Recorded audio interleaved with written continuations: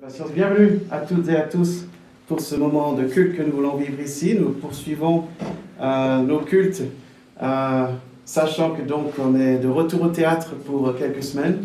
La semaine prochaine, nous serons dans la galerie. Les 2 semaines suivantes, nous serons au théâtre. Donc voilà, on s'adapte à la situation.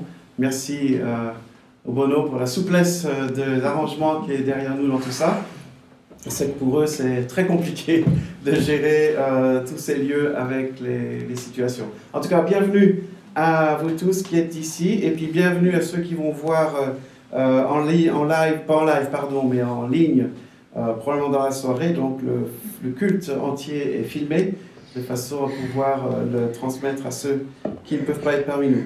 Et puis, je vous invite surtout maintenant bien à nous préparer, comme à notre habitude, à nous préparer pour ce temps de culte, à prendre un moment de silence, un moment de méditation musicale, un moment de prière pour nous préparer à vivre ce moment de culte ensemble. Alors préparons-nous maintenant les uns les autres à vivre ce temps de culte ensemble.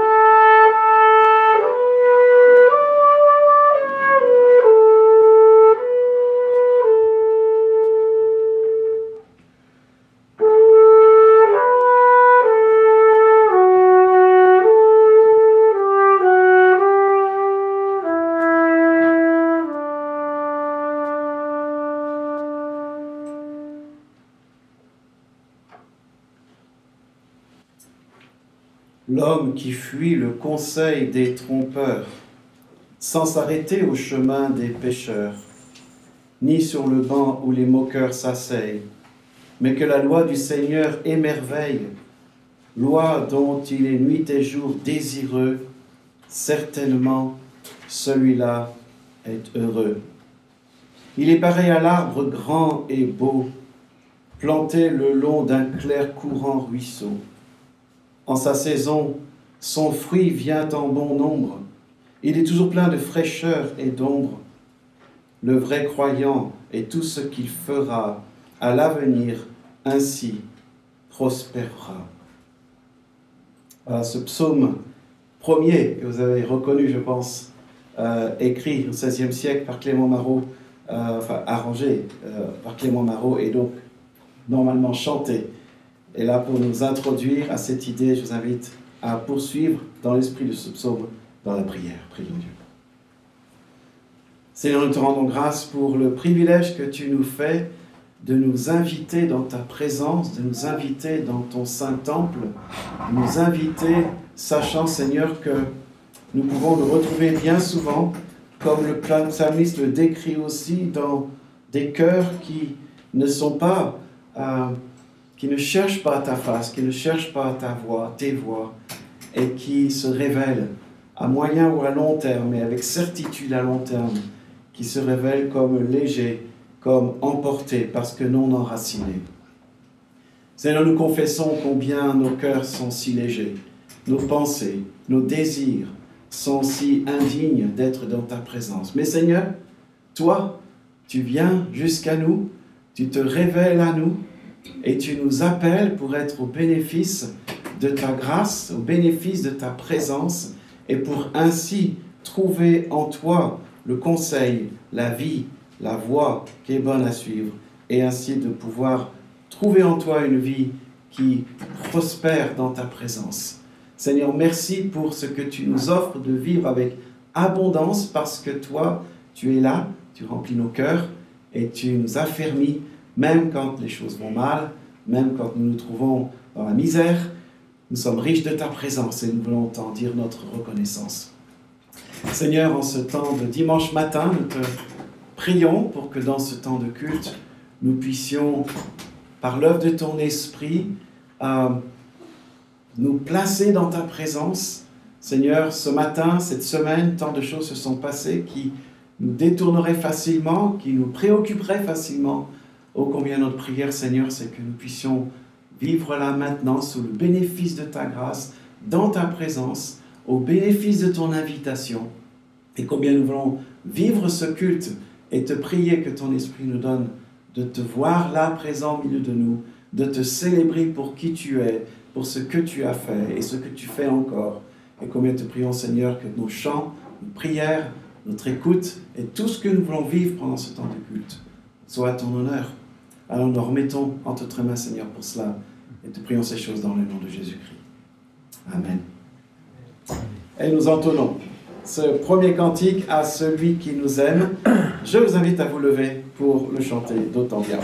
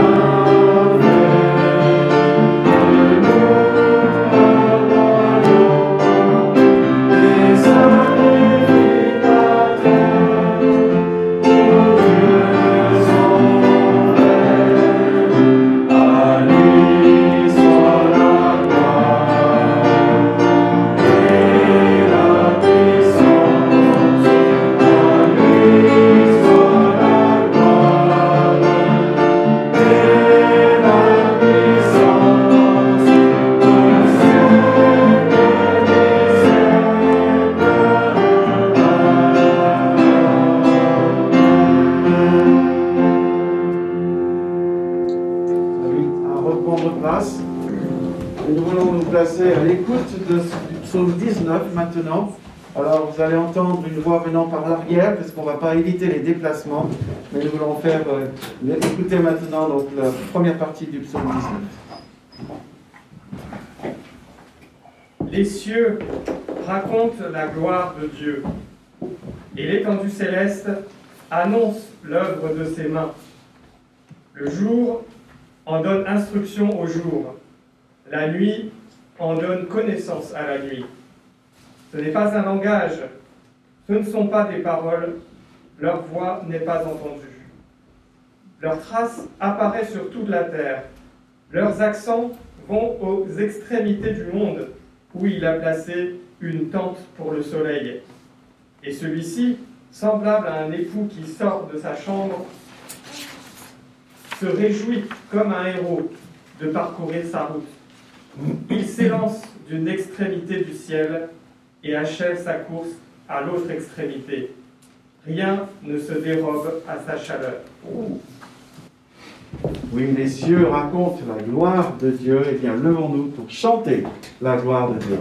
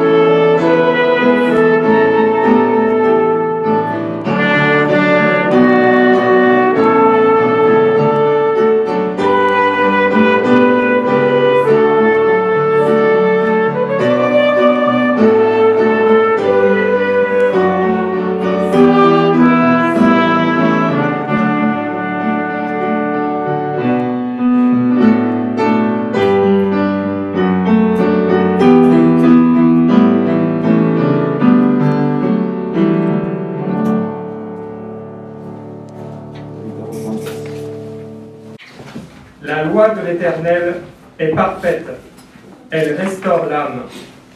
Le témoignage de l'Éternel est véridique, il rend sage le simple. Les ordres de l'Éternel sont droits, ils réjouissent le cœur. Le commandement de l'Éternel est limpide, il éclaire les yeux. La crainte de l'Éternel est pure, elle subsiste à toujours. Les ordonnances de l'Éternel sont vraies, elles sont toutes justes, plus précieuses que l'or, même que beaucoup d'or fin, plus douces que le miel, même que le miel qui coule des rayons. Ton serviteur aussi en est averti. Pour qui les observe, l'avantage est grand. Qui connaît ses fautes involontaires? Pardonne-moi ce qui m'est caché.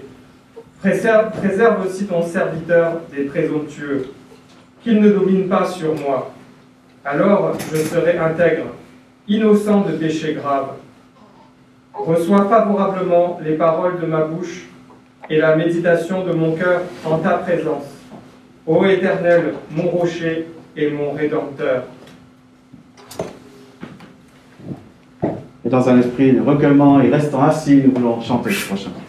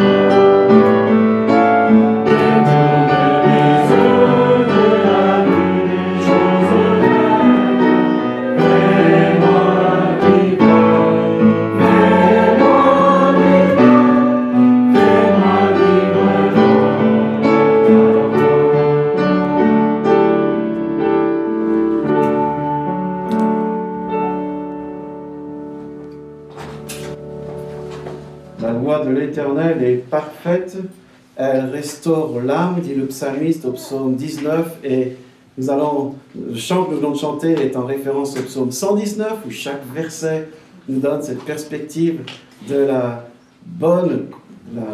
du bien-être de la parole de Dieu.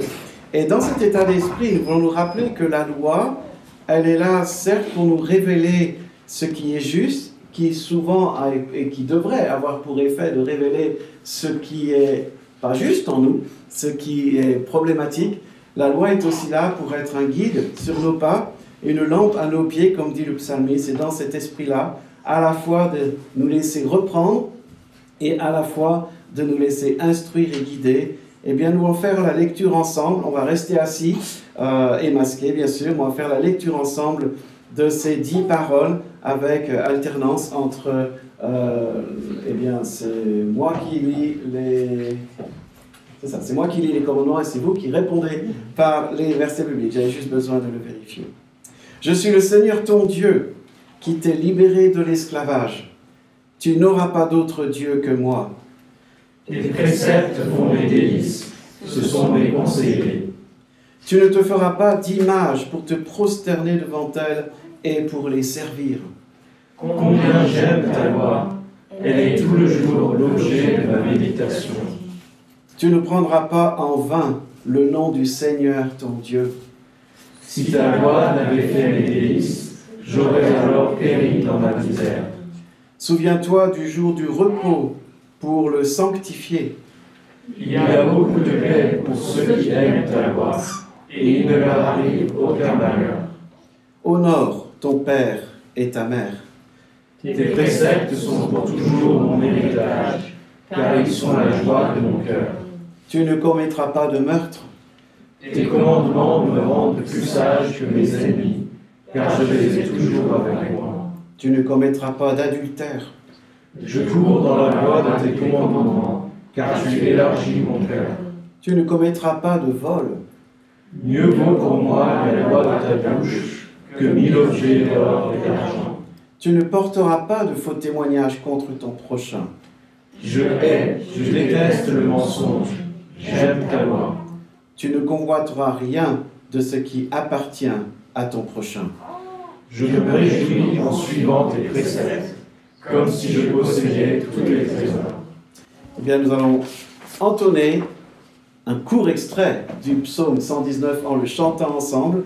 Et nous allons donc chanter 3 strophes. Vers la fin du psaume 119, eh bien, je vous invite à nous lever pour chanter maintenant ces 3 couplets du psaume 119.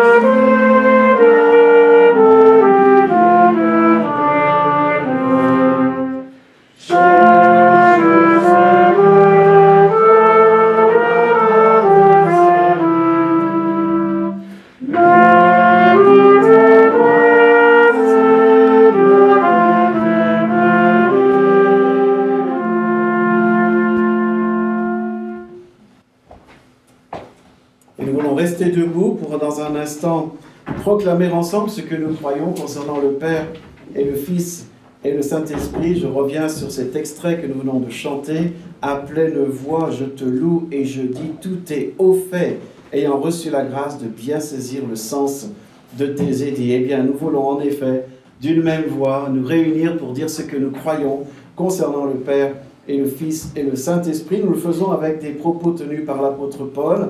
Et nous voulons relever, en écho au psaume 19 que nous avons lu tout à l'heure, que oui, Dieu a créé le monde, ses qualités invisibles, sa puissance éternelle, sa nature divine se voit dans les œuvres qu'il a faites. Et en la personne de Jésus-Christ, il est la tête du corps que constitue l'Église. Et nous pouvons en lui commencer une vie nouvelle. Alors ensemble maintenant, nous voulons le dire. Nous croyons en Dieu le Père, créateur du ciel et de la terre.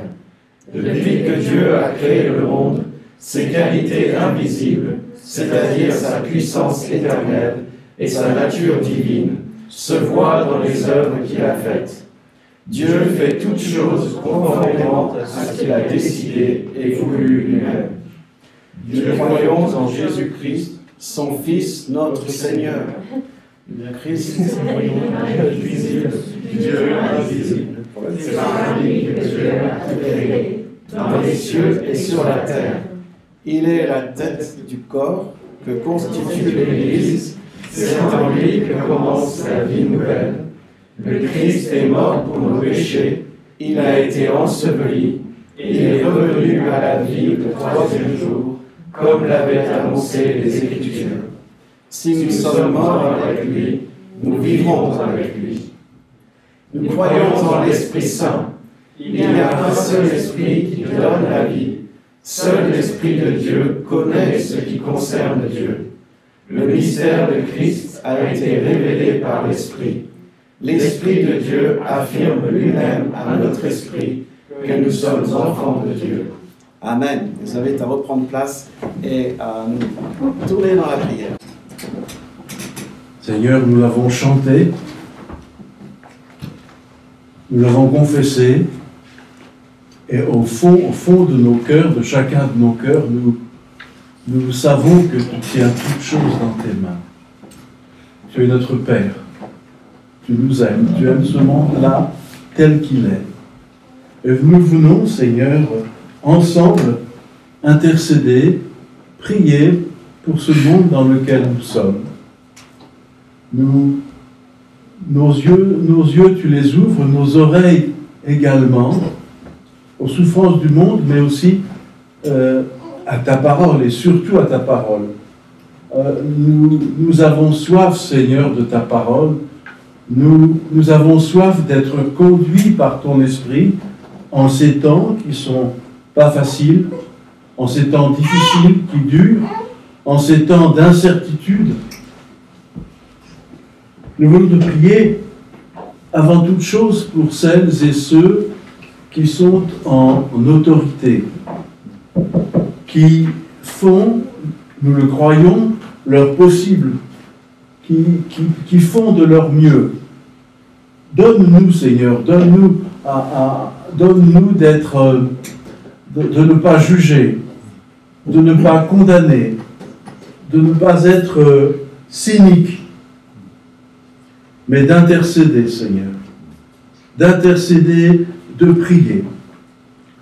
Donne-nous, Seigneur, aussi d'être là où nous sommes, sur nos lieux de travail, à l'université, dans nos maisons, dans nos immeubles, là où nous servons, Seigneur, donne-nous d'être, en ces temps difficiles, donne-nous d'être le sel, donne-nous d'être la lumière. Seigneur, que nos paroles, nos sourires, nos encouragements puissent donner de l'espoir.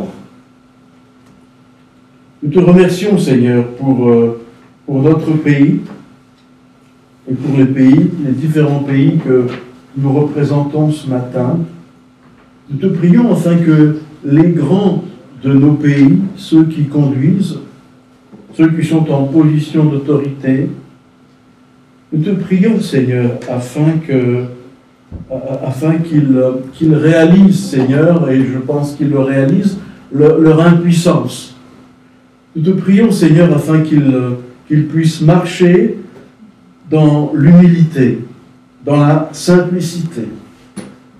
Seigneur, nous te prions afin qu'en ces temps difficiles, celles et ceux qui ne croient pas encore en toi, qui ne se sont pas encore, qui ne t'ont pas reçu, nous te prions, Seigneur, afin que plutôt que de lever le poing, plutôt que de t'accuser, afin qu'ils se tournent vers toi et qu'ils fléchissent les genoux.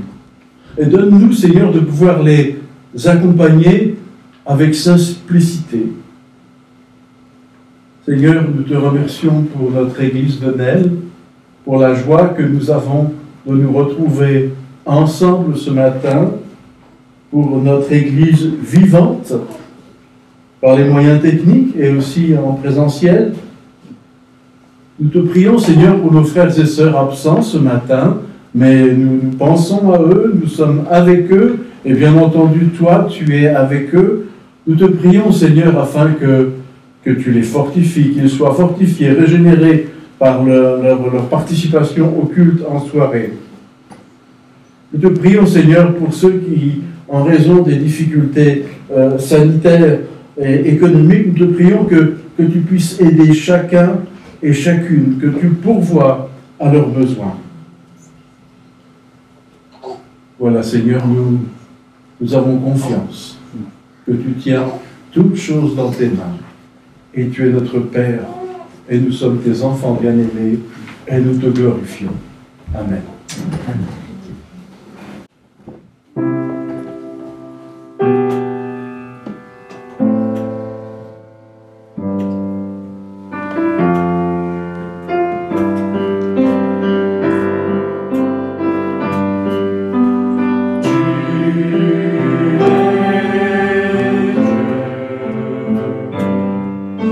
milieu de nos prières,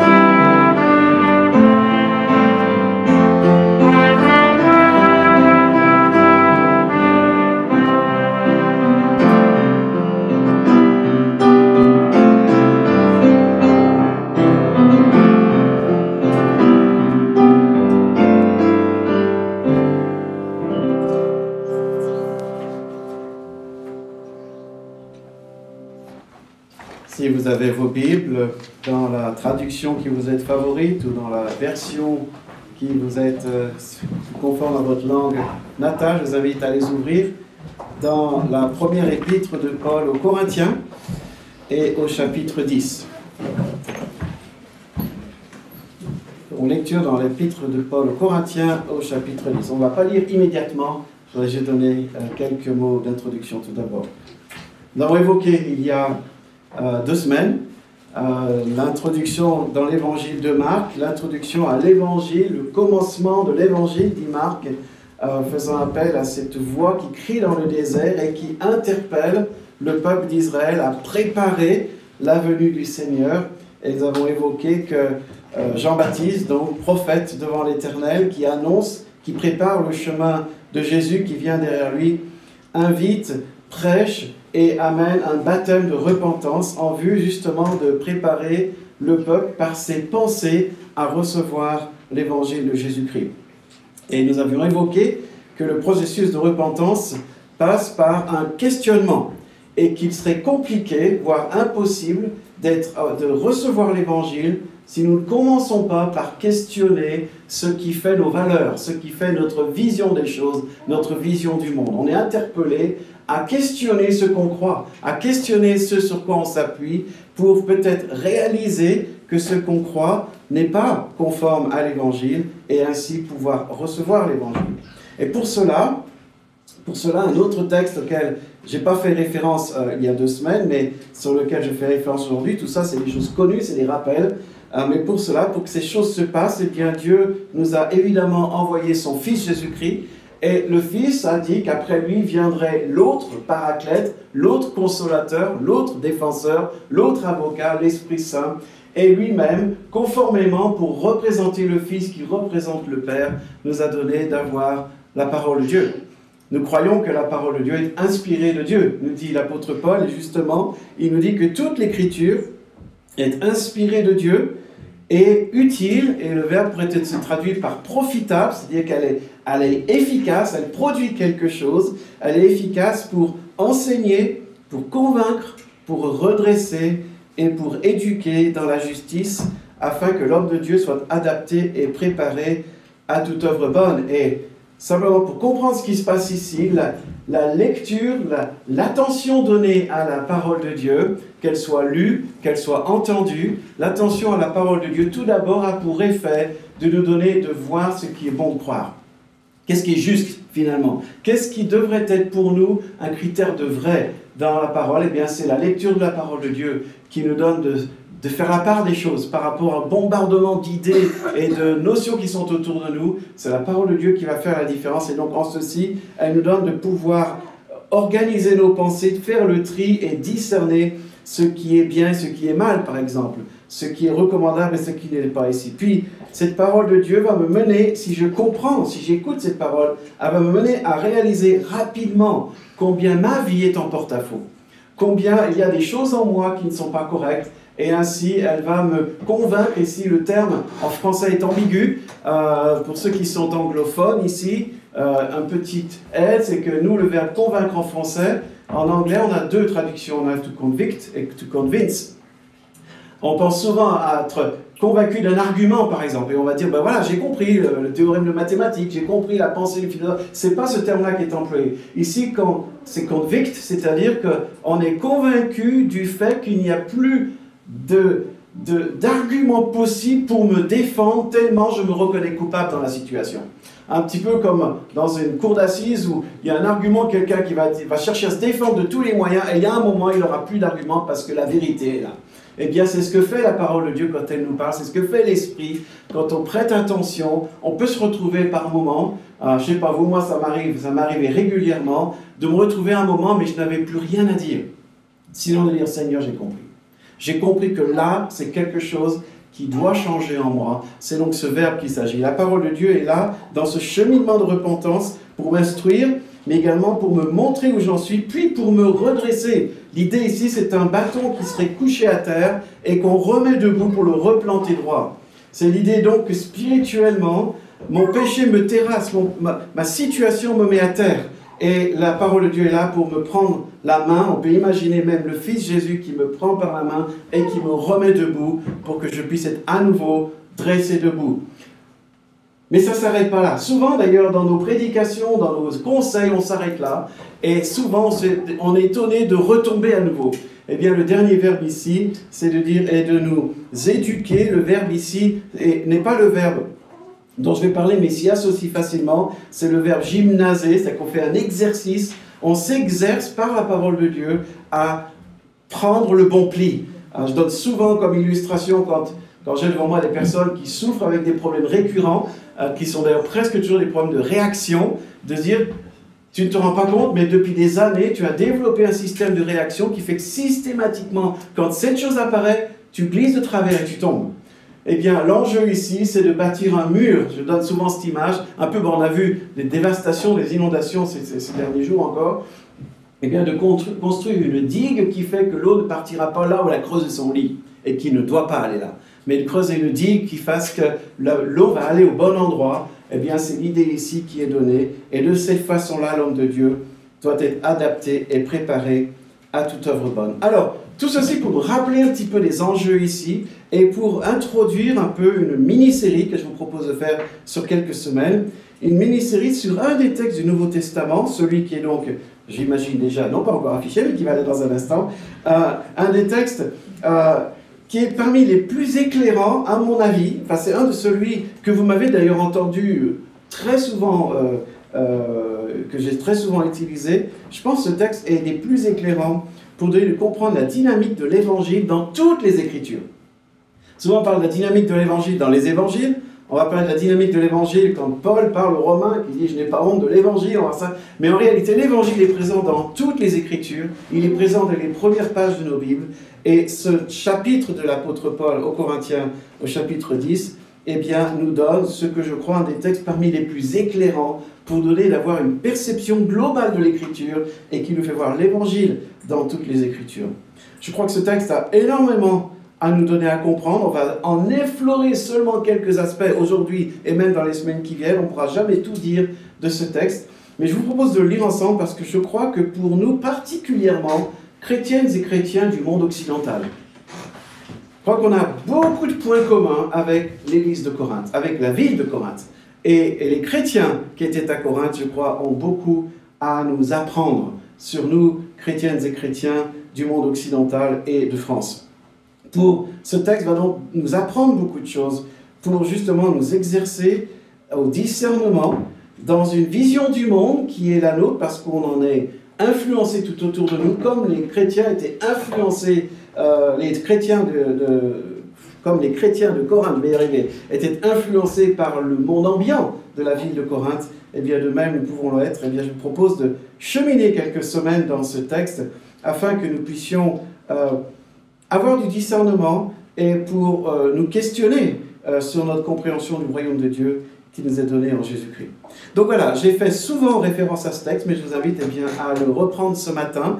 Et nous allons faire la lecture maintenant de la première épître aux Corinthiens, chapitre 10, les versets 1 à 13. Et pour la lecture de la parole de Dieu, je vous invite à vous lever. 1 Corinthiens, chapitre 10, versets 1 à 13. Frères, je ne veux pas que vous l'ignoriez. Nos pères ont tous été sous la nuée, ils ont tous passé au travers de la mer, ils ont tous été baptisés en Moïse dans la nuée et dans la mer. Ils ont tous mangé le même aliment spirituel et ils ont tous bu le même breuvage spirituel, car ils buvaient à un rocher spirituel qui les suivait, et ce rocher était le Christ. Mais la plupart d'entre eux ne furent pas agréables à Dieu, puisqu'ils tombèrent morts dans le désert. Or, ce sont là des exemples pour nous, afin que nous n'ayons pas de mauvais désirs, comme ils en ont eu. Ne devenez pas idolâtres, comme certains d'entre eux, selon qu'il est écrit, « Le peuple s'assit pour manger et pour boire, puis ils se levèrent pour se divertir. » Ne nous livrons pas à l'inconduite, comme certains d'entre eux s'y livrèrent, de sorte qu'il en tomba 23 000 en un jour. Ne tentons pas le Seigneur, comme le tentèrent certains d'entre eux, qui périrent par les serpents. Ne murmurez pas, comme murmurèrent certains d'entre eux qui périrent par l'exterminateur.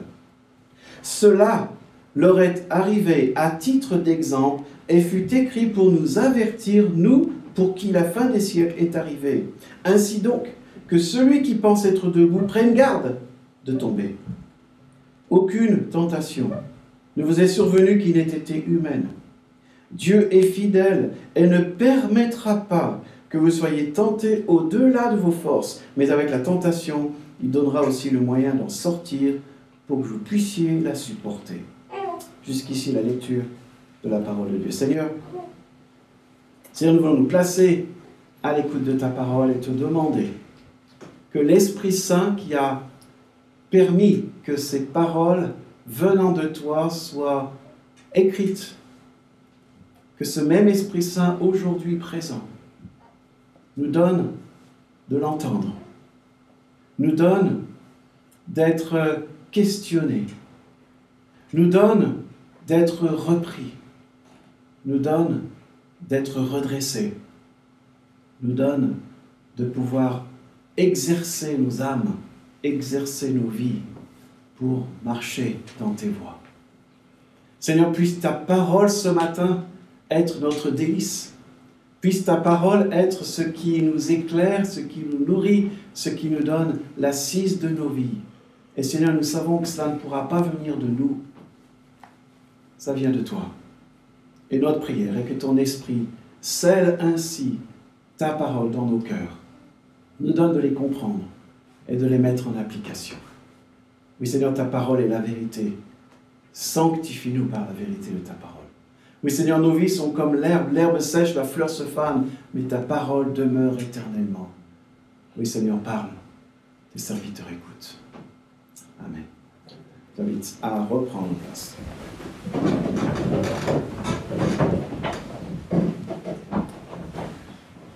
Dans un premier temps, je vous propose de juste relever quelques mots dans ce texte. Le premier, c'est le premier, frère. Frère. L'apôtre Paul s'adresse à ses frères. Ce n'est pas le docteur qui regarde le reste du peuple comme ceux qui ne sont pas instruits, en disant « moi, le professeur, moi, le maître, moi, je suis celui qui doit être écouté », alors qu'il l'est, mais il s'adresse à ses frères.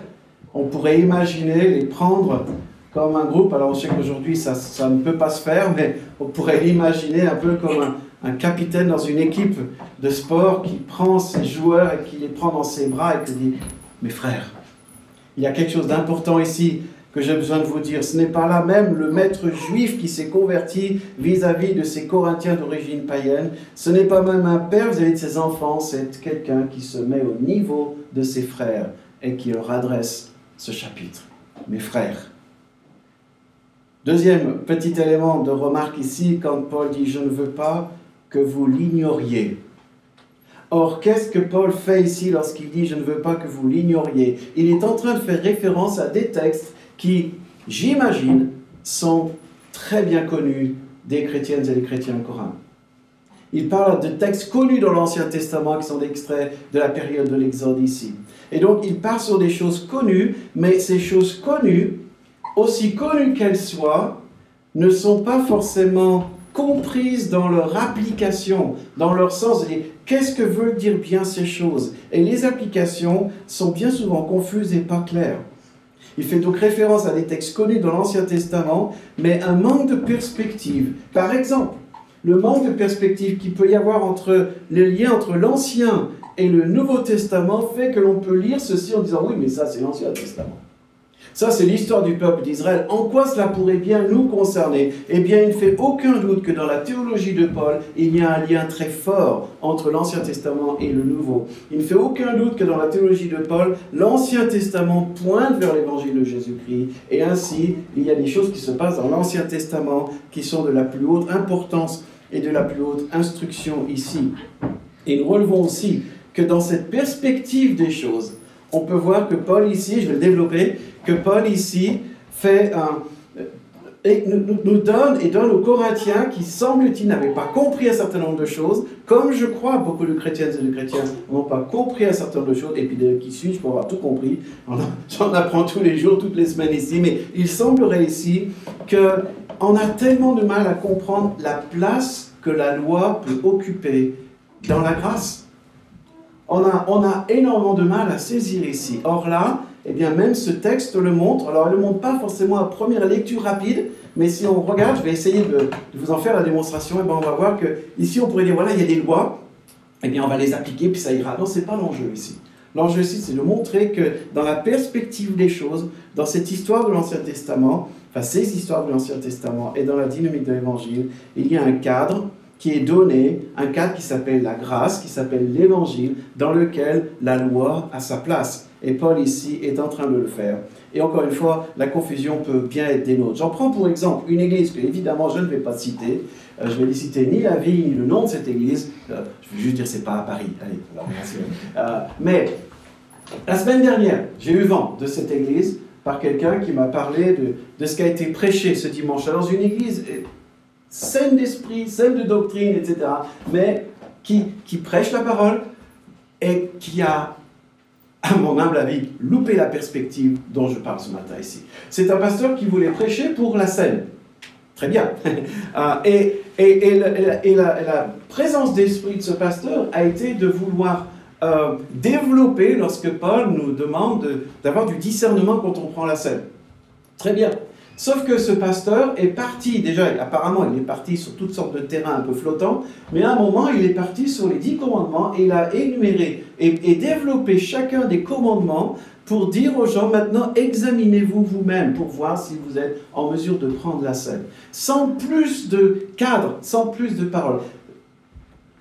Je crois que ce pasteur a un problème, qu'il y a une confusion dans sa pensée, parce que depuis quand devons-nous prendre la scène parce qu'on a appliqué les 10 commandements?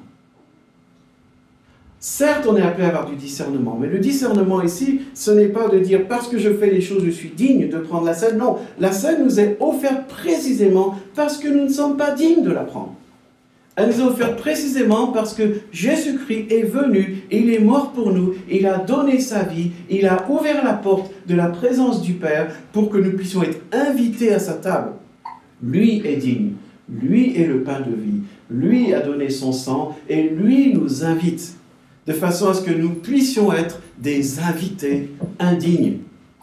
Et par la scène, il nous montre qu'il s'est engagé à nous conduire dans la dynamique de l'Évangile, dans laquelle, oui, il va y avoir des règles, dans laquelle il va y avoir des lois. Et l'enjeu, tel que je le comprends dans la scène, lorsqu'il est dit il y a du discernement, ne prenez pas la scène, vous portez un jugement contre vous-même, tous ces textes ici, c'est pour dire quoi? C'est pour dire ce qu'on rappelle souvent. À l'époque, on prenait la scène tous les dimanches. On rappelle souvent de dire que si dans la parole qui a été méditée et lue, ou si dans ma pensée, il y a quelque chose où très clairement, je résiste au fond de moi, il n'a jamais été question d'appliquer la loi parfaitement.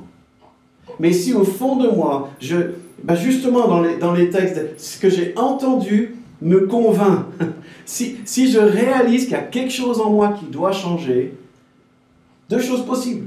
Soit je réalise que ça doit changer, qui veut dire que je suis en porte-à-faux avec la loi, que je suis en porte-à-faux avec la parole, et que je suis touché, que j'ai envie de dire « Seigneur, je veux que ça change », alors je viens à la scène, pas parce que je l'ai fait, je viens à la scène parce que par la foi, je veux m'engager à recevoir la nourriture spirituelle pour dire « Seigneur, ça va changer ». Et ça va changer parce que tu vas être en moi pour ça. Par contre, si au fond de moi, je prends acte de quelque chose et qu'au fond de moi, il y a une résistance qui me fait dire « Je ne vais pas toucher à cela dans ma vie. Là, Seigneur, tu vas un cran trop loin, je ne suis pas prêt, je ne veux pas faire ceci, je ne veux pas faire cela. » Alors là, en effet, je me mets en porte-à-faux avec la scène. Mais je ne sais pas si vous voyez la nuance. Il y en a une. Il y en a une assez importante. Et ici, eh bien, l'apôtre Paul donne aux Corinthiens de voir une perspective beaucoup plus juste des choses en matière de loi ici. Donc je ne veux pas que vous l'ignoriez, dit-il. Autre petit élément de remarque que je trouve intéressant ici, Paul parle de nos pères. Nos pères ont tous été sous la nuée, ils sont tous passés au travers de la mer, Nos pères ont tous été baptisés en Moïse, dans la nuée et dans la mer. Nos pères ont tous mangé le même aliment spirituel. Ils ont tous bu le même breuvage, etc. là. Mais nos pères ne furent pas agréables à Dieu. On pourrait dire, rappelons-nous, Paul n'est pas en train de parler à une communauté de la descendance d'Abraham, une communauté juive dans une synagogue. Paul parle aux Corinthiens. Et un grand nombre de ces Corinthiens ne sont pas d'origine juive. Ce sont donc des païens, des gens qui ne peuvent pas dire et revendiquer appartenir à ce peuple et dire « nous avons pour père Abraham » comme beaucoup d'autres le disaient ici. Et justement ici, Paul utilise un langage qui est un langage normalement réservé pour un héritage charnel et spirituel du peuple juif ici. Et Paul est en train de dire qu'en tant que non-juif, eh bien, dans la dynamique de l'évangile, nous sommes inclus dans cet héritage. Et ainsi, nous pouvons revendiquer que les pères de l'Ancien Testament sont aussi nos pères. Et ainsi, Paul peut dire, frères, peut dire, je veux pas que vous l'ignoriez, voici vos pères. Voici ceux de qui nous héritons, voici ceux qui font que nous sommes dans une même alliance. Et donc, Paul est en train de dire à ces chrétiens et ces chrétiens de Corinthe, et par conséquent à nous aussi, nous pouvons revendiquer cet héritage. Nous pouvons revendiquer, dire que nous sommes des enfants d'Abraham, que nous sommes des enfants de Moïse, et que ce sont là nos pères. Autre texte ici qui me paraît important, autre vers, et peut-être un parmi trois qui sont les plus importants de ce que je voudrais relever ce matin ici, c'est le prochain, au verset 6. Or, ce sont là des exemples pour nous, afin que nous n'ayons pas de mauvais désirs comme ils en ont eu. Vous avez peut-être comme traduction des modèles. Je sais que ça fait partie des différentes traductions ici. Alors là, il est très important de relever un petit détail ici. Le mot qui est employé ici ne se retrouve pas dans ce mot d'exemple. Pourrait se retrouver dans la traduction modèle. Mais le mot qui est employé ici est un terme très très fort. Et c'est pourquoi je pense que ce texte est un texte extrêmement important pour comprendre les choses ici. C'est un mot qu'aujourd'hui on pourrait donner comme étalon, comme valeur étalon, qu'en français donne type, comme prototype, comme ce qui est le moule. C'est un terme qu'on emploie d'ailleurs dans le langage courant. Lorsqu'un orfèvre veut faire un commerce de statues, par exemple, eh bien il va faire un moule. Et il va travailler beaucoup plus son moule, et après il va couler dans ce moule de façon à ce que toutes les statues soient les mêmes. À partir de ce moule ici. Eh bien, le mot ici que Paul emploie, et je ne peux pas imaginer que ce soit accidentel, je crois que dans tout ce chapitre, enfin dans toute l'écriture, mais dans ce chapitre, j'aime à relever un certain nombre de choses. Paul donne ici une conception qu'il a comprise et que je crois conduite par l'Esprit Saint.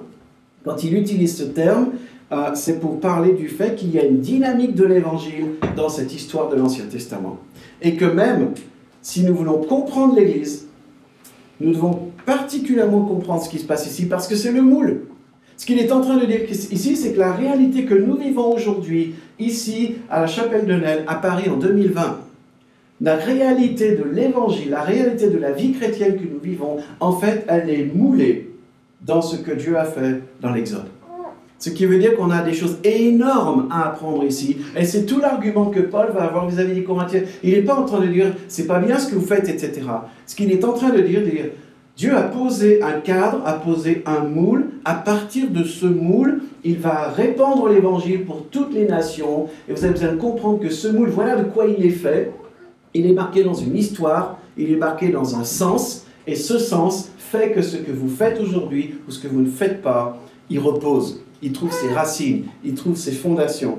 Et ainsi donc, il n'est plus question, encore une fois, il est plutôt question ici d'une référence de l'Évangile et donc d'une référence étalon pour l'Église ici. Et ce qui est intéressant, c'est que ce qui est dit au verset 6, or ce sont là des exemples pour nous, afin que nous n'ayons pas de mauvais désirs, puisqu'il vient de dire, ils ont tous été conduits, je vais y revenir, baptisés, nourris, conduits, etc.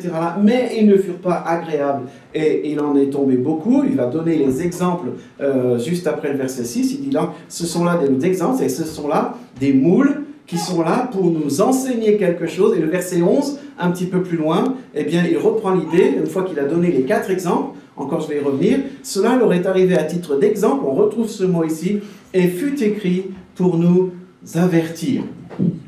L'objectif du propos de Paul ici, c'est de dire, voilà la référence, en tant que chrétienne et chrétien, la référence qui prend tout son sens en Jésus-Christ. Or, ce qui s'est passé, ce qui est à apprendre de cela, est là pour nous avertir. Alors là encore, il y a un mot, le dernier, sur lequel je m'arrête à ce stade, ce mot « avertir ». Alors, oui, c'est bon mot, mais j'ai envie de reprendre, et ça fait, je crois, quelques temps que je ne l'ai pas fait ici, en ce noble lieu, mais de reprendre ce que mon ancien professeur de théologie, que j'ai souvent nommé, Pierre Courtial ici, presque à chaque cours, il venait avec un mot nouveau. Il aimait créer des mots.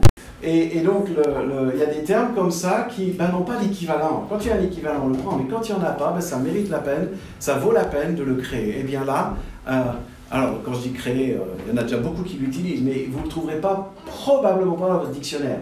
Même pas sur Wikipédia, j'en doute, je n'ai pas vérifié. Mais en tout cas, je voudrais parler du mot nouthésie. Ceci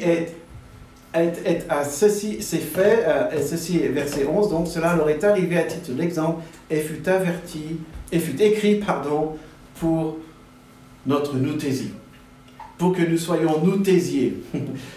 Évidemment, encore une fois, ce n'est pas en français. Qu'est-ce qu'il faut comprendre par ce terme ici? C'est une idée pédagogique, c'est l'idée d'un enseignement qui est donné, mais un enseignement qui consiste à mettre sur le cœur quelque chose. À inscrire dans la pensée, de façon à ce qu'en effet, on puisse être averti de choses, on puisse être repris, on puisse être éduqué, on puisse être moulé, de façon à ce que les choses soient gravées dans nos cœurs. C'est l'idée d'apporter une pensée juste dans les cœurs. C'est l'idée d'influencer pour le bien. C'est l'idée d'argumenter pour que des choses bonnes soient à leur juste place. C'est l'idée de nous donner, de comprendre le sens des choses afin que nous grandissions sur ce qui est bon, sur ce qui est profitable, sur ce qui est juste dans l'évangile ici.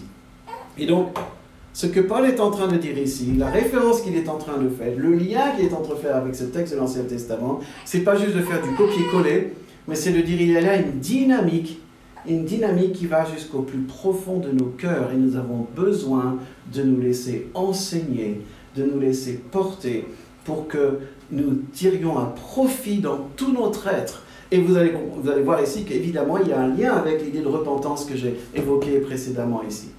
Donc ça, c'est les quelques mots que je voulais relever. Il y en a évidemment beaucoup d'autres, il y a beaucoup d'autres concepts. Mais maintenant, ce qui me paraît important pour avancer dans notre démarche ce matin, c'est de comprendre ce qui est le cadre de ce texte. Parce qu'il a un cadre. Et c'est ce cadre qui va faire toute la différence. Si on ne comprend pas le cadre, eh ben on va passer dans du copier-coller, on va passer encore dans un mauvais usage de la loi, et on va devenir ce qu'on pourrait appeler facilement des légalistes. On va dire voilà ce qu'il faut faire, voilà ce qu'il ne faut pas faire, on sera des bons chrétiens, et on pourra prendre la scène. Ce qui a été prêché la semaine dernière dans un certain lieu, encore une fois que je ne cite pas ici.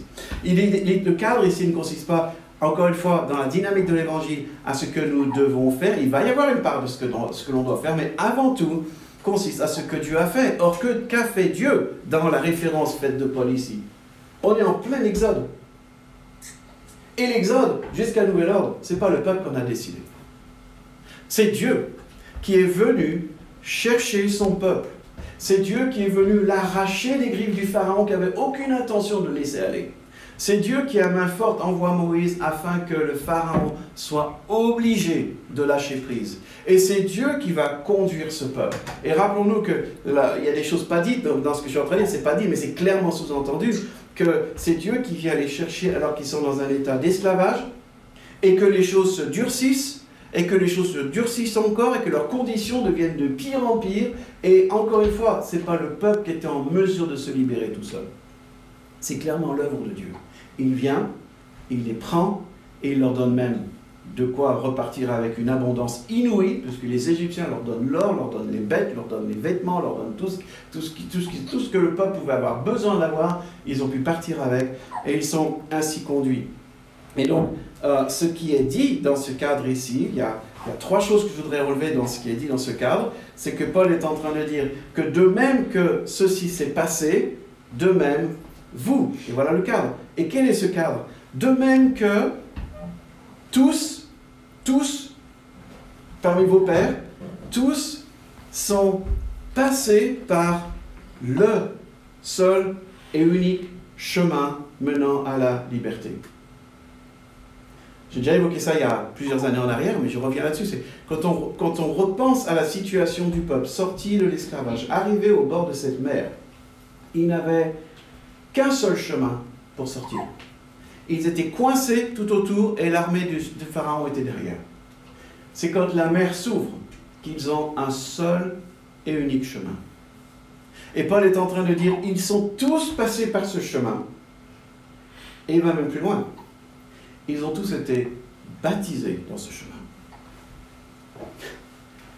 J'en parle souvent dans les classes de membres, j'en parle souvent quand on parle de baptême. Je crois qu'on a beaucoup de choses à comprendre sur le baptême. Laissez-moi vous dire que si Paul était comme beaucoup de chrétiennes et de chrétiens aujourd'hui, il n'aurait jamais mis ce mot-là. Je crois qu'on a besoin de comprendre pourquoi l'apôtre Paul utilise un vocabulaire aussi fort que le verbe baptiser pour parler du passage dans la mer Rouge. Quelque chose de très profond ici. Et qu'est-ce que Paul est en train de dire? Il est en train de dire, de même que le peuple de Dieu, vos pères, nos pères, de même qu'ils sont passés par la mer Rouge et qu'ils ont été baptisés en Moïse dans la mer Rouge, de même, vous êtes baptisés. Ça doit nous éclairer sur quelque chose ici. Paul est en train de dire à ces chrétiens et ces chrétiens de Corinthe, vous êtes baptisés. Est-ce que vous réalisez ce que ça veut dire? Ça veut dire que vous êtes passés par un seul et unique chemin. Et ça veut dire que maintenant vous êtes de l'autre côté. Et il y a une dynamique ici qui est très importante parce que cela veut dire, dans l'histoire du peuple d'Israël, ça veut dire que le Pharaon, qui veut les garder captifs, qui veut les garder dans ses griffes, qui veut les garder dans un état d'esclavage, qui veut continuer de profiter d'eux, qui veut continuer de les exploiter, qui veut continuer de les malmener, et qui en a le pouvoir tant qu'il est sur son territoire. En passant ce seul chemin, en étant baptisé dans la mer en Moïse, et en étant maintenant de l'autre côté, le Pharaon a totalement perdu tous ses pouvoirs. Le peuple ne peut plus dire « nous sommes esclaves du Pharaon ». Le problème et le drame qui va faire qu'ils ne vont pas être agréables, c'est qu'ils vont garder ça dans leur tête. Ils vont continuer de se voir esclaves. Ils vont continuer de ne pas comprendre qu'ils sont libres par l'action de Dieu ici. Mais le Pharaon n'a plus aucun pouvoir. Je crois que Paul est en train de dire aux chrétiennes et aux chrétiens, vous êtes baptisés? Vous avez passé le chemin? Plus aucun ennemi ne peut vous retenir. Vous êtes libres en Christ. Est-ce que vous réalisez ce que ça veut dire? Ça veut dire que ce que vous avez fait, ce que vous êtes en train de faire, il n'y a aucune puissance qui vous oblige de le faire. Et ça, c'est quelque chose d'important à relever ici. Deuxième élément qui est dit dans ce cadre ici, c'est de même que vous êtes sous la nuée. Il va dire qu'étant sous la nuée, il va même employer le terme, vous êtes baptisés dans la nuée. Et entre parenthèses, excusez-moi si ça fait polémique pour certains d'entre vous, mais c'est irrésistible de le dire ici. Est-ce que le peuple a été immergé dans la mer? Et est-ce que le peuple a été immergé dans la nuée? S'il s'approchait de la nuée, il mourrait sec. La mer a recouvert les Égyptiens. Donc le mot baptisé ne veut pas dire immergé. C'est un autre sens. Ça a une symbolique ici qui est tout à fait valable, on peut en discuter si vous le voulez, mais ce n'est pas la définition première du mot baptisé et du verbe baptiser. Mais ici, il est question de l'Esprit Saint qui est dans le sens de la nuée ici, et c'est l'illustration que la nuée doit nous indiquer ce que cela veut dire. C'est-à-dire, on veut comprendre le rôle du Saint-Esprit, et bien si on est dans la logique de Paul ici, regardons le sens et la place que la nuée occupe dans l'histoire du peuple d'Israël. Elle est là pourquoi? Elle est là pour montrer que Dieu a décidé de résider au plein cœur de son peuple. Waouh! Dieu n'est plus au loin. Dieu n'est plus de l'autre côté de la mer. Dieu n'est plus dans les cieux et je ne sais où. Dieu maintenant est au centre de son peuple. Et il a décidé de vivre au cœur même de son peuple. Et ce que Paul est en train de dire ici aux chrétiennes et aux chrétiens de Corinthe, c'est en train de dire, Dieu est là au milieu de vous. Il est là comme, si on pouvait imaginer, il est là, bien, mais il s'avère qu'il y a un creux là, à cause de la Covid. Il y a un creux humain ici, ben, il est là. Il est là. Est-ce que ça changerait quelque chose pour nous de savoir qu'il est là? On le sait, hein? On dit tous, oui, il est là, il est présent. Il est là. Est-ce que ça ne changerait pas quelque chose dans notre regard, dans notre culte, dans notre vie de tous les jours, de se dire, il est là au milieu de nous, c'est-à-dire qu'il est là avec nous. Ça veut dire aussi que ça doit quand même influencer quelque chose en moi. Combien de nous avons un comportement différent selon avec qui on est? Combien parfois, quand on est devant une personne pour qui on a une profonde estime, un profond respect, on va se trouver très différent. On va se trouver tout subitement d'une docilité inouïe, d'un esprit de service et autres. Et on se retrouve seul chez soi et on est complètement différent. La présence de Dieu est forte en sens ici. Et puis troisième élément dans ce cadre ici, c'est que de même, dit-il, Paul, de même que le peuple a été nourri et abreuvé. Ils ont été nourris, ils ont tous mangé le même aliment spirituel, ils ont tous bu le même breuvage spirituel, et là Paul va plus loin en disant, ils buvaient un rocher spirituel qu'ils suivaient, et ce rocher était le Christ. Alors je ne sais pas comment il faut imaginer cela, mais vous vous souvenez de ce rocher que Moïse va frapper pour que l'eau coule?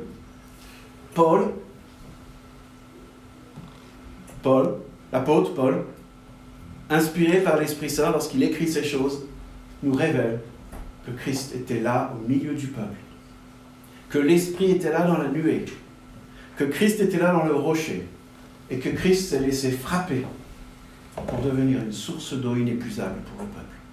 Et nous avons évoqué la semaine dernière que Christ était aussi ce pain de proposition posé dans le temple pour être là devant le lieu très saint, dans le lieu saint, posé sur la table, un pain par tribu pour être représenté et pour être offert en offrande devant Dieu. Et Christ qui va dire, je suis ce pain, je suis le pain de vie. Il nous représente devant Dieu et il est notre nourriture. Il est celui dont nous pouvons manger tous les jours. L'apôtre Paul ici est en train de dire, de même que le peuple a été nourri, abreuvé, de même vous êtes nourris, de même vous êtes abreuvés. J'arrête ici par rapport à ce cadre. Et vous voyez que les points ici peuvent se développer.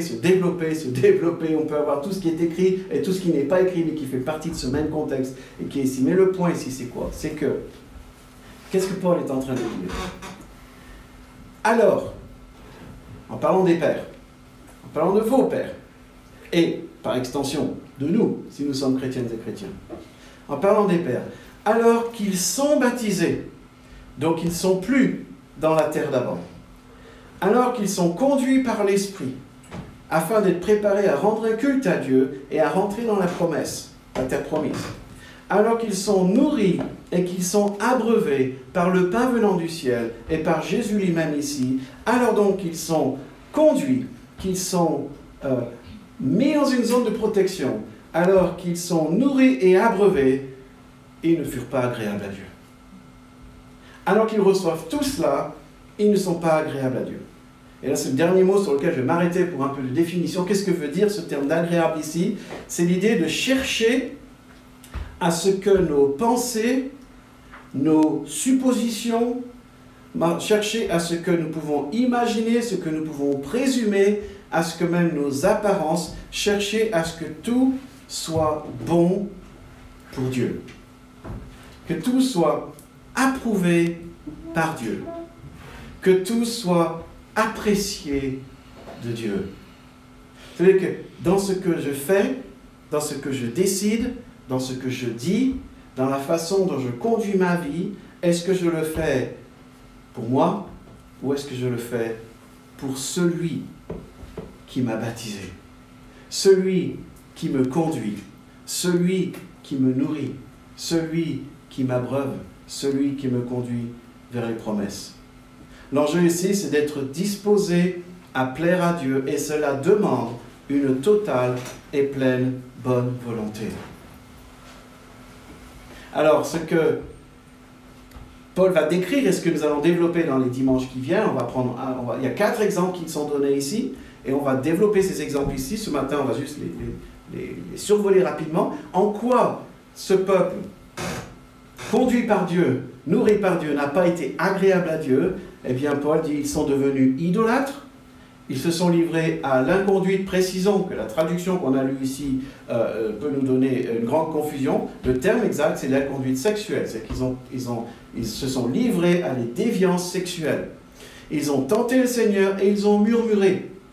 Or, Paul ne prend pas ces exemples au hasard, Paul ne prend pas ces éléments. Il y en avait d'autres dans l'histoire du peuple d'Israël au désert, mais pourquoi Paul prend ces exemples de l'idolâtrie, de l'inconduite sexuelle, de tenter le Seigneur et de murmurer? Parce que ce sont précisément les problèmes que Paul rencontre dans l'église de Corinthe. C'est qu'il y a là des chrétiennes et des chrétiens qui ont un vrai problème avec l'idolâtrie, qui ont un vrai problème dans leur vie sexuelle, qui ont un vrai problème derrière tenter le Seigneur, c'est le rapport aux autorités, et qui ont un vrai problème avec la notion de murmure. Et donc Paul est en train de dire que pourquoi les chrétiennes et les chrétiens de Corinthe sont comme ça? Eh bien c'est parce que la ville de Corinthe est comme ça.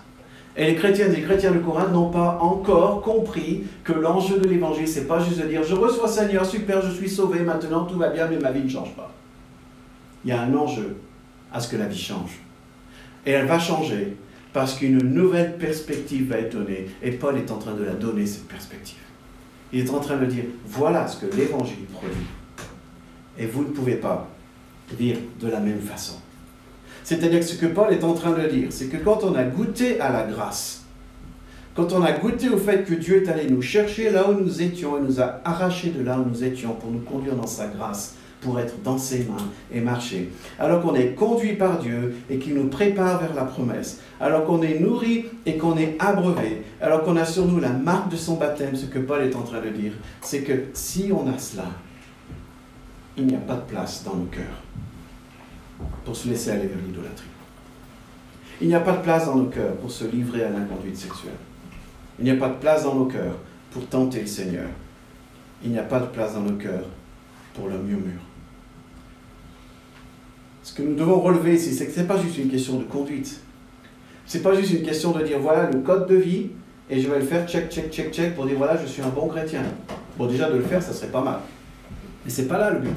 Le but ici, c'est de voir que nos cœurs entiers cherchent le plaisir de Dieu, cherchent à être agréables à Dieu, et de le faire parce qu'il est venu nous chercher, nous étions, et de le faire parce qu'il nous conduit dans la vie, de le faire parce qu'il nous a donné son baptême en Jésus-Christ, de le faire parce qu'il nous nourrit chaque jour, et qu'il nous abreuve chaque jour, et qu'il nous protège, et qu'il nous mène dans une vie dont on n'a même pas idée encore de ce à quoi elle va ressembler, de le faire tout simplement parce que il nous interpelle par nos cœurs, et c'est une question qui doit être prise en charge, et la façon de la prise en charge, nous dit Paul ici, c'est la nouthésie. Il va y avoir un travail pédagogique à faire ici, pour que nous réalisions que nous avons besoin de mettre dans nos cœurs les pensées justes. Mais pour d'abord mettre dans nos cœurs les pensées justes, on doit prendre conscience de ce qui nous influe, prendre conscience de ce qui fait notre vision du monde, prendre conscience de ce qui fait qu'on répète les choses que le monde fait autour de nous, et de les quitter parce qu'on est couvert et conduit par la grâce ici. La nouthésie ici va impliquer dans la perspective de l'évangile de faire appel à du discernement, à ôter ce qui ne devrait pas l'être, à être redressé, remis debout et à gymnaser nos âmes. Ces 4 éléments dont il est question pour l'église de Corinthe. Je crois, et on va le voir dans les semaines qui viennent, je crois qu'on n'a pas beaucoup d'écart dans nos vies aujourd'hui. Je crois que la société occidentale que nous vivons aujourd'hui, et la France est assez en tête par rapport à cela, je crois qu'il y a beaucoup de choses pour lesquelles on peut s'identifier dans le monde de Corinthe. Et des fois, je me demande combien l'Église réalise ça. Combien l'Église n'est pas affectée, pour ne pas dire infectée, par ces choses-là. On va cheminer, si vous avez avec moi le courage d'aller plus loin et de creuser ces choses et se dire, est-ce qu'on est prêt à se laisser photographier, scanner? Est-ce qu'on est prêt à se laisser porter par la parole pour voir à quel point on est peut-être encore sous l'influence du monde autour de nous et dans quel point on est prêt à vivre l'Évangile avec toute sa beauté et de pouvoir être au bénéfice de cette grâce ici. Tout ce que je peux dire, et on va y revenir, tout ce que je peux dire, c'est que si on prend le temps d'y réfléchir un tout petit peu, grand nombre de nos conversations, au travail, parfois dans nos familles, dans la rue, dans notre voisinage, grand nombre de nos conversations, je ne parle même pas des médias, et encore moins d'Internet. Combien là-dedans gavent nos âmes? Mais les gavent d'une façon telle qu'on n'arrive à même plus voir la différence, et qu'on s'étonne d'avoir des comportements qui posent problème.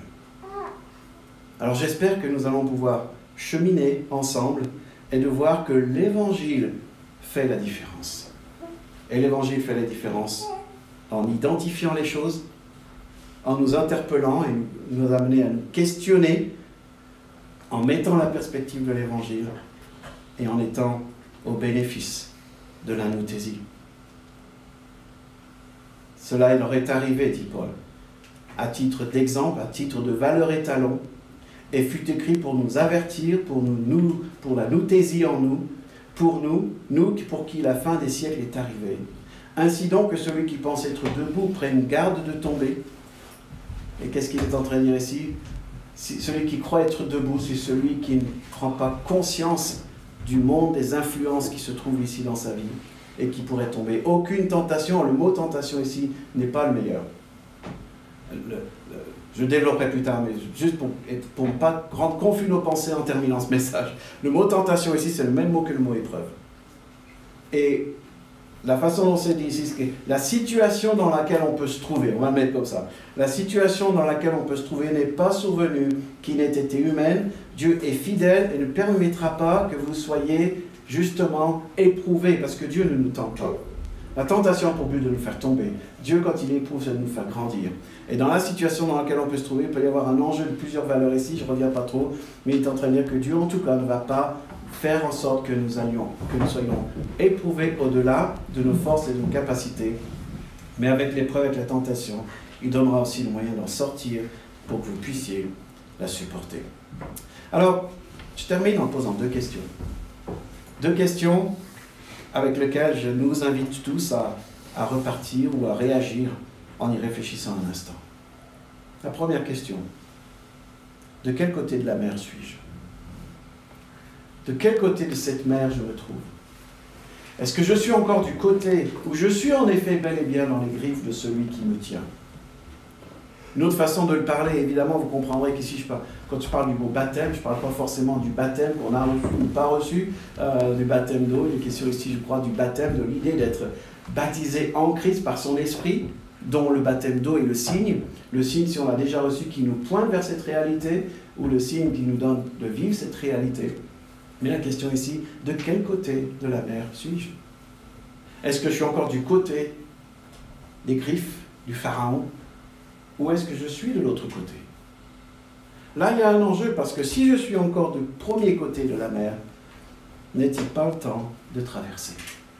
N'est-il pas temps de prendre ce seul et unique chemin qui me mène à la vie et qui me garantit qu'une fois que je suis de l'autre côté, plus rien ne pourra me toucher venant du Pharaon? Où suis-je? Parce que cette question détermine la suite. Est-ce que j'ai besoin ce matin de traverser la mer? Est-ce que j'ai besoin ce matin d'être de l'autre côté? Si je suis de l'autre côté, je suis de l'autre côté.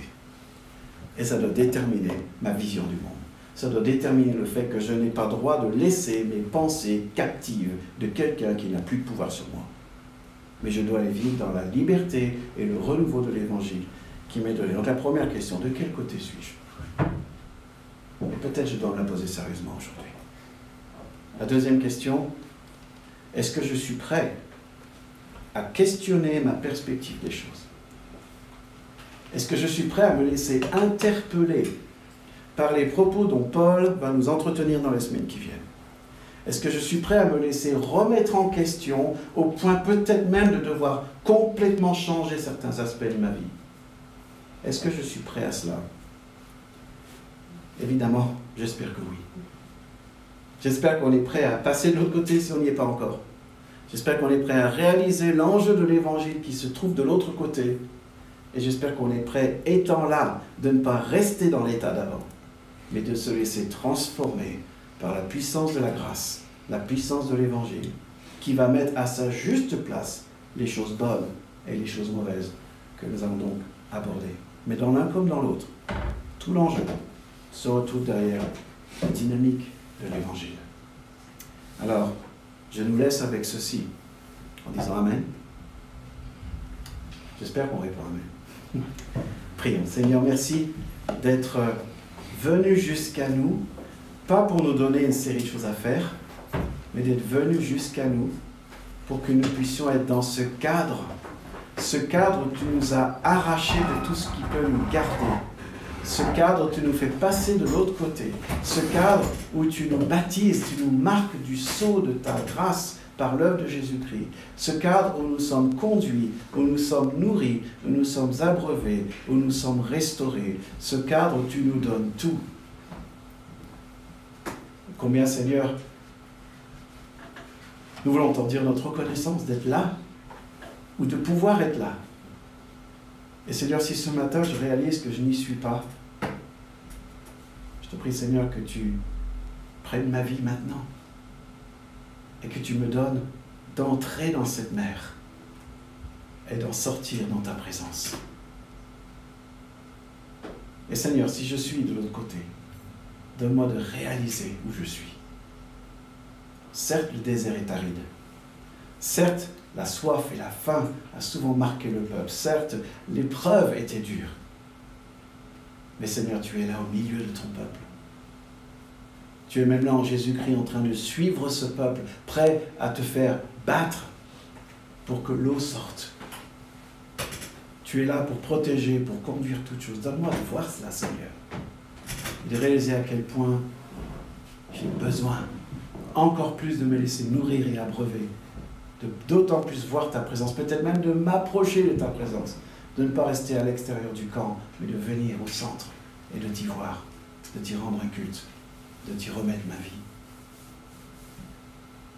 Seigneur, donne-nous de marcher dans la perspective d'une vie nouvelle, d'une vie renouvelée, d'une vie dans laquelle ton Esprit Saint travaille au point de me convaincre, au point de me donner de voir cette main tendue pour que je sois relevé et de me voir comme celui qui court à mes côtés pour que je persiste et que je persévère dans l'entraînement pour dépasser ce qui me fait facilement tomber. Merci Seigneur pour l'Évangile. Merci de nous le donner. Et que Seigneur maintenant, nous nous trouvions devant toi, prêts à répondre à ton appel. Merci Seigneur. Amen.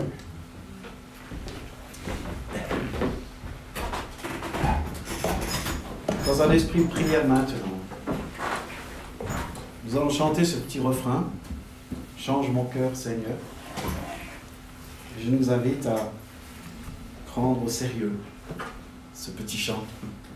Ce n'est pas un grand hymne, un grand cantique, mais c'est un chant qui dit « Change mon cœur, Seigneur, et purifie-moi. Change mon cœur que je sois comme toi. »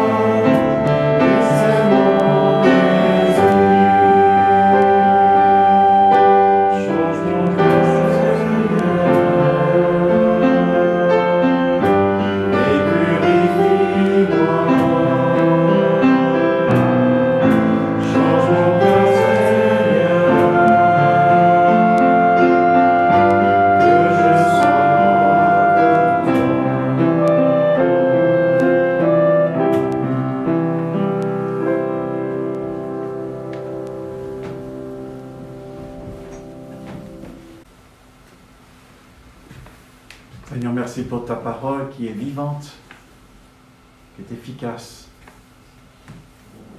qui pénètre jusqu'au plus profond de nos âmes, là où même nous avons peu conscience des choses.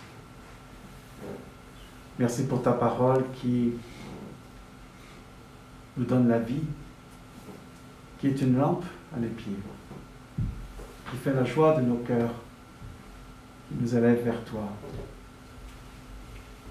Seigneur, puissions-nous ainsi nous laisser porter par ta parole, réaliser où nous sommes, ce que nous sommes en toi, réaliser qui tu es, réaliser notre place vis-à-vis de toi, réaliser là où tu nous places, réaliser ce que tu veux faire de nos vies, réaliser la beauté de ce que tu veux faire de nos vies, réaliser aussi la mocheté de ce que nous gardons dans nos vies.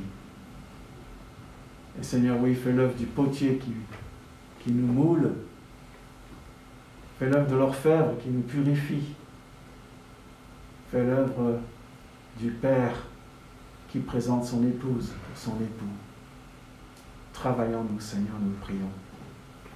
Et Seigneur, parce que nous ne savons comment te prier correctement, nous te demandons de nous instruire, de nous enseigner. Et tous ensemble, nous voulons te dire, notre Père, qui es aux cieux, que ton nom soit sanctifié, que ton règne vienne, que ta volonté soit faite sur la terre comme au ciel. Donne-nous aujourd'hui notre pain de ce jour. Pardonne-nous nos offenses, comme nous pardonnons aussi à ceux qui nous ont offensés. Ne nous soumets pas à la tentation, mais délivre-nous du mal, car c'est à toi qu'appartiennent le règne, la puissance et la gloire pour les siècles des siècles. Amen. Je vous invite à vous lever pour recevoir la bénédiction et la parole d'envoi.